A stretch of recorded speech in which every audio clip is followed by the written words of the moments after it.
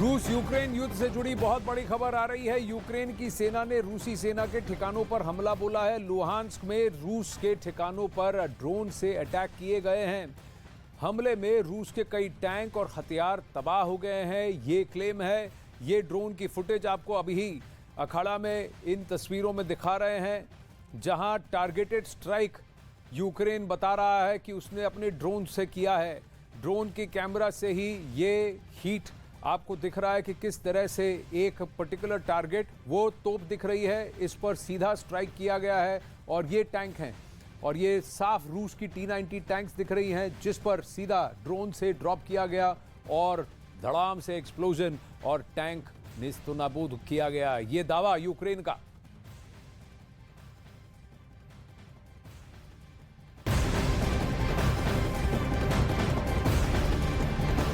आगे बढ़ते हैं अखाड़ा में। रूस की महाशक्तिशाली सेना का यूक्रेन की सेना डटकर सामना तो कर रही है नेटो से।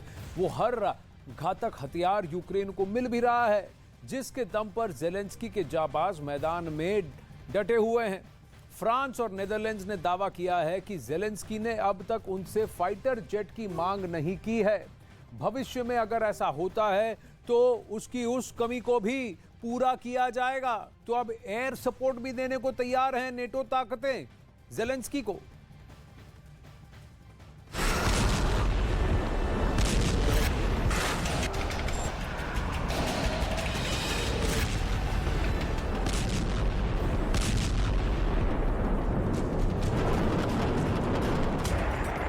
यूक्रेन की जमीन पर रूस की सेना पिछले 11 महीनों से आग बरसा रही है।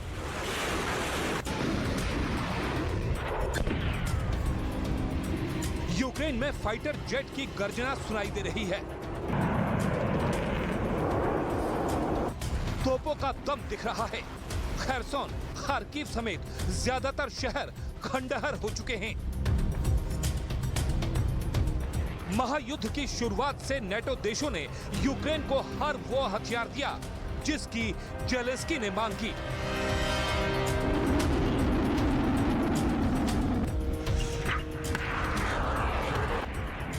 गोला, बम, बारूद यूक्रेन के गोदाम में कम नहीं पड़ने दिए। नतीजा यह है कि इन 11 महीने बाद आज यूक्रेन की सेना रूस का डटकर सामना कर रही है।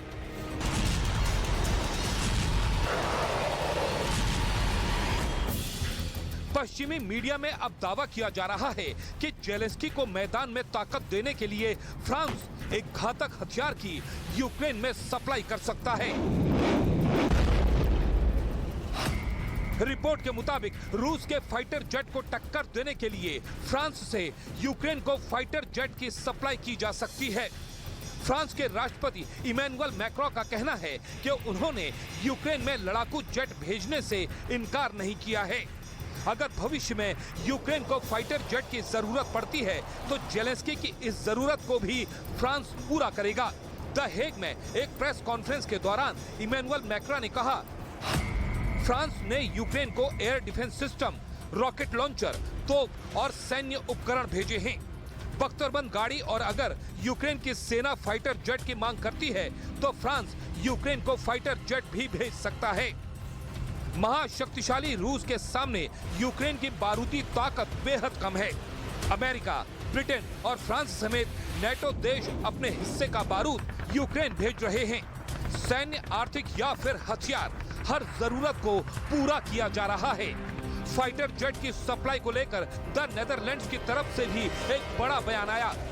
द नेदरलैंड्स के प्रधानमंत्री ने दावा किया है कि यूक्रेन से F-16 की सप्लाई को लेकर फिलहाल कोई बात नहीं हुई। महायुद्ध के बीच में यूक्रेन को F-16 की सप्लाई एक बड़ा कदम होगा। Ik herken dat zeer. Het is ontzettend belangrijk dat we Oekraïne blijven ondersteunen. En dat Oekraïne ook steeds articuleert, vertelt, ons deelgenoot maakt van wat ze nodig hebben. Ik ben heel blij. Ik had eerder vandaag een telefoongesprek met de Amerikaanse president Joe Biden.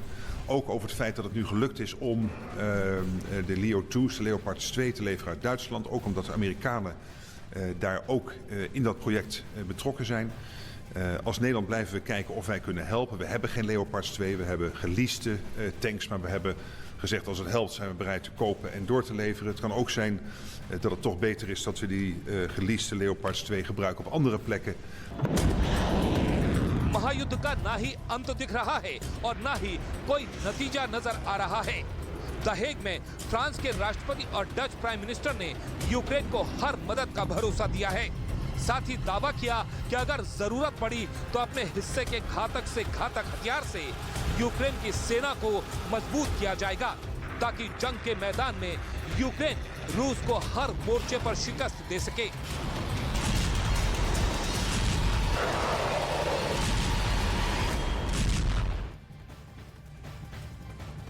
रूस के नजरिए से देखें तो NATO ताकतें उनके घर के बाहर ही अब डेरा डाल चुकी हैं। यूक्रेन की नजर से देखें कि वो जितना मांगेंगे नेटो ताकतों से उतना ही नेटो ताकतों के अधीन हो जाएंगे। अब दावा यह है कि लंदन से 2500 किलोमीटर दूर मॉस्को में बैठे हुए पुतिन एक फोन लगाते हैं। वो ब्रिटेन के तत्कालीन प्रधानमंत्री से बात करते हैं और धमकी इस तरह से देते हैं कि मेरी एक मिसाइल लंदन तक पहुंचने में सिर्फ 1 मिनट का वक्त लेगी। बोरिस जॉनसन के इस दावे पर यकीन करना मुश्किल है, लेकिन इस बात ने पूरे अमेरिका और नेटो में बहुत बड़ा डर भी पैदा कर दिया है।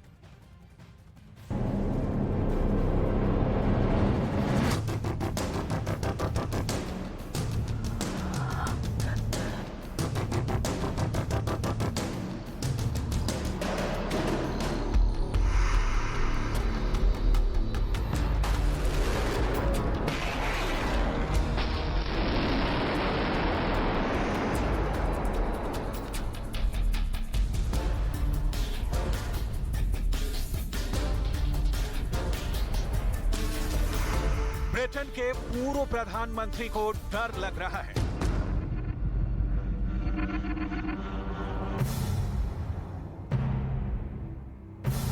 अमेरिका के वर्तमान राष्ट्रपति इसी टेंशन में डूबे हुए हैं कि आखिर यूक्रेन की कयामत का आखिरी दिन कब आएगा।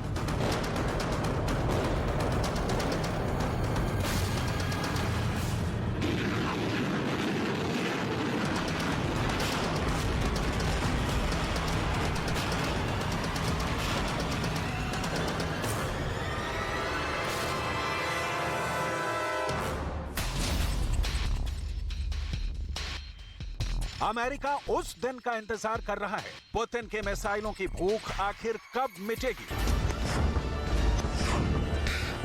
और अमेरिका के पूर्व राष्ट्रपति यूक्रेन की मौजूदा हालत देखकर दर्द और तकलीफ में हैं, आंसू बहा रहे हैं, मातम मना रहे हैं। फ्रांस के राष्ट्रपति इमैनुअल मैक्रो पहले ही कह चुके हैं कि पुतिन ने उनको ब्लैकमेल करने की कोशिश की। दुनिया की बड़ी बड़ी महाशक्तियों की आखिर क्या हालत बना दी है पुतिन ने? पुतिन के लिए युद्ध जैसे एक वीडियो गेम है और यूरोप जैसे शतरंज का कोई बोर्ड है जिसका हर मोहरा जैसे पुतिन के खौफ से कांप रहा है।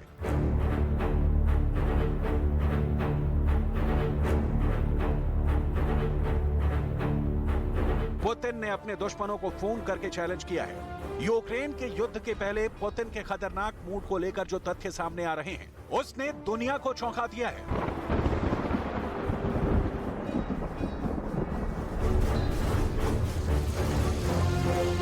ब्रिटेन जैसे सुपर पावर देश जिसका सूरज कभी पूरी दुनिया में डूबता नहीं था, उस शक्तिशाली देश के प्रधानमंत्री रहे बोरिस जॉनसन को फोन पर पुतिन ने मिसाइल से हिट करने की धमकी दी। इतनी बड़ी बात, इतनी बड़ी धमकी आखिर पुतिन ही दे सकते हैं। क्या है पुतिन की धमकी? आखिर क्यों पुतिन ने कहा मेरी मिसाइल सिर्फ 1 मिनट में तुम्हें खत्म कर सकती है? तब पुतिन मॉस्को में थे और बोरिस जॉनसन लंदन में थे। मॉस्को और पुतिन के बीच 2500 किलोमीटर का फासला है, लेकिन पुतिन ने धमकी दी सिर्फ 1 मिनट में मेरी मिसाइल तुम्हें खत्म कर सकती है। आखिर पुतिन की कौन सी मिसाइल अमेरिका और यूरोप के किस शहर को कितनी देर में खत्म कर सकती है? रूस के पास एवनगार्ड हाइपरसोनिक गाइड व्हीकल है जो 25,000 किलोमीटर प्रति घंटे की स्पीड से मिसाइल को ले जा सकता है। इस हिसाब से देखा जाए तो एवनगार्ड के साथ सरमट मिसाइल को रूस के साथ कमचाटका फायरिंग रेंज से अमेरिका की राजधानी वॉशिंगटन पहुंचने में करीब 15 मिनट का वक्त लगेगा। रूस की मिसाइलें करीब 14 मिनट में अमेरिका के सबसे बड़े शहर न्यूयॉर्क को तबाह कर सकती हैं। ब्रिटेन की राजधानी लंदन भी इसकी जद में है। रूस की सरमट मिसाइलों को लंदन पहुंचने में करीब 13 मिनट लगेंगे, तो जर्मनी की राजधानी बर्लिन को भी इसके निशाने पर करीब 12 मिनट में लिया जा सकता है। ऑस्ट्रेलिया भी इस मिसाइल के मार से बचा नहीं है, तो कीव के किले को ढहाने में भी इसे बमुश्किल 10 मिनट लगेंगे।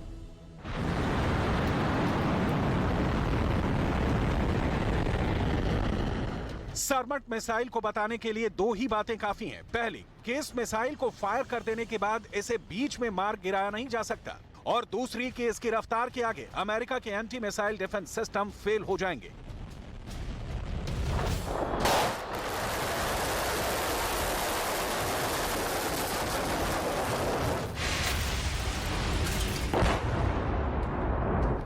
जब तक anti missile defence system activate होकर इसे ढूंढेंगे, तब तक ये मिसाइल अपनी सुपर स्पीड से अपने टारगेट को बर्बाद कर चुकी होगी। यही रूस की वो ताकत है जिसने यूरोप और अमेरिका को डरा रखा है।